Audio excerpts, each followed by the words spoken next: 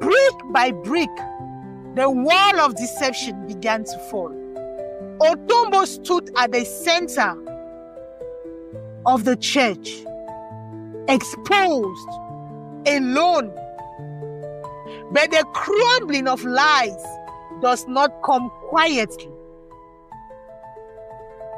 Pastor Kemi, once full of vigor, now frail from the weight of age and the burden of hidden truths, stood before the congregation. His frame seems smaller beneath the flowing white robe etched in gold.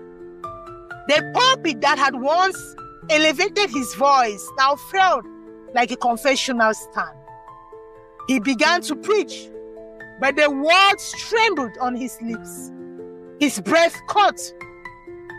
His knees buckled beneath the weight of guilt that had long pressed upon his soul. Gasps rose from the congregation as he collapsed at the altar. Several rushed to help him, but with a gentle wave of his hand, he asked them to stay back.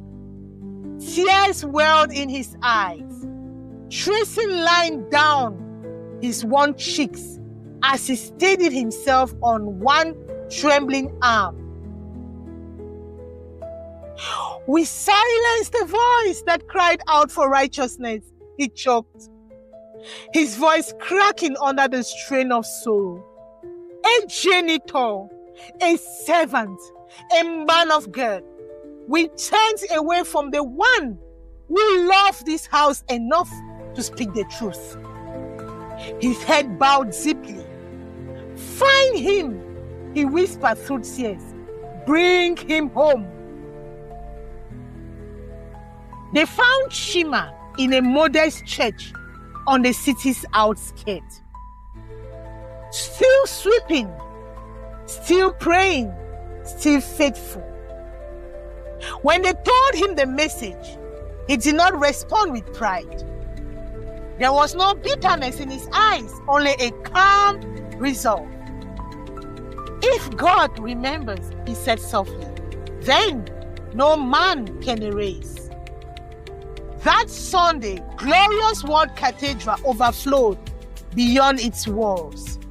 People came from spectacle. They came for spectacle, but to witness the return of the one they had cast out. Shima stood quietly at the front, Bible pressed to his chest, eyes steady as the sun poured through the stained glass windows, bathing him in light. When he finally spoke, his voice was calm, his words deliberate. When men forget, God remembers.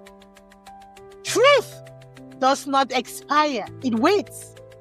And when it rises, no one can bury it again. Tears flowed freely. Some knelt in repentance. Others lowered their heads in shame. But Shima stood, not in triumph, but in peace.